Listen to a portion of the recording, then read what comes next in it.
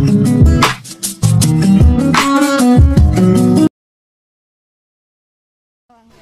guys, good morning! Another day, another vlog tayo guys, habang umaga pa. Ayan, papakita ko sa inyo muna yung namin, tubig dito. Ayan, yung ilog dito guys. Ito is malapit ito sa bahay ng amo namin. Ayan, ang ganda no? Ayan, actually ngayon guys, pupunta ako sa kambingan para magpadede ng ating mga kambing kasi hindi nga marunong pang magdede at saka, ay marunong na magdede at marunong na magdede kaso lang yung mama nila is ayaw magpapadede sa kanya kaya mamaya papakita ko sa inyo kung anong gagawin natin sa ating mga kambing pag hindi magpapadede ng mga anak nila. Ayan. First time kasi yun nila guys. Ayan. Ay, dahil natamad ang person dumaan doon sa likod or sa gilid kung saan ang pintuan ng kambingan, ayan, umakyat ng person dyan para mabilis daw. Ayan, kahit nakasabit-sabit, hindi akyat. Ayan, nasabit ang buhok guys. Ayan. Ayan, kuha na siya ng kadina. Ayun talagang ginagawa namin dito guys. Pag yung kambing, ang kambing kasi dito guys is hindi siya, di ba hindi tulad sa Pilipinas na may tali talaga. Ayan, pag is kinakadena namin. Ayan, hinuhuli namin, tapos ikakadena na. Ayan. Mahirap din naman kasing takipin mo, tapos ikakadena mo. Yung iba kasi, ang hirap.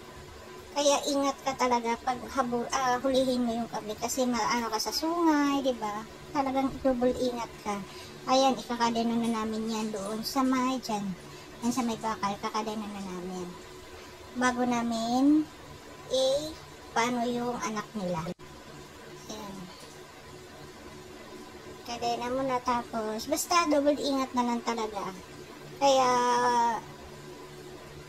pag talaga kayo, kailangan mong ikakadena ng ayos para hindi mo at saka hindi naman masyado maluwag at saka hindi din masyado mahigpit sa kanila. Ayan.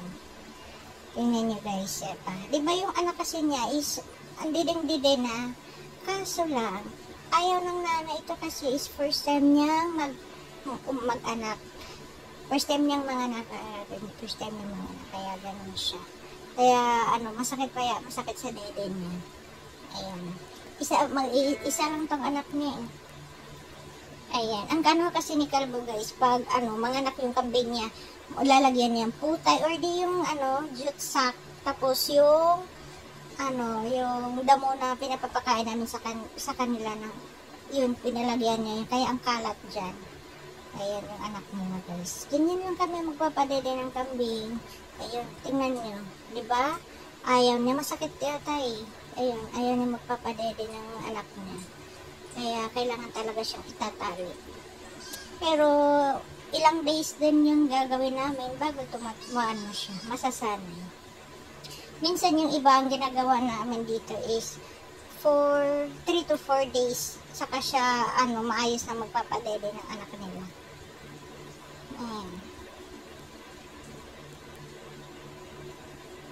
Ayan. Lalaki tong kambing na ito guys.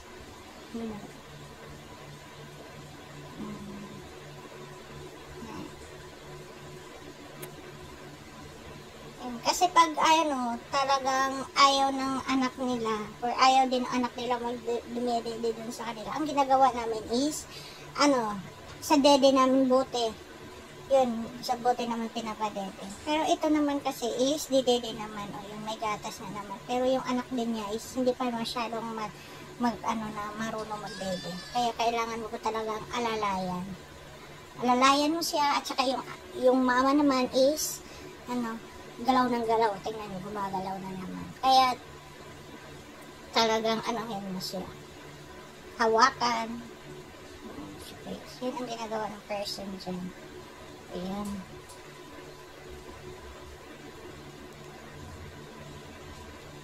Pero makadede siya. Kasi lagot tayo ni Kalbo. Pag Kalbo kasi guys, pag makita niya kasi guys, pag makita Pag makita ni Calvo na malaki yung dede ng kambing guys, talagang hindi yan titigil hanggat hindi mo masusunod. Kahit may ginagawa ka pala, hala, gawin mo, iwanan mo, tinatrabaho mo, gawin mo yung inuutos niya. Ayan. Ito yung kambing. Ganda no? Thank you for watching. Bye-bye!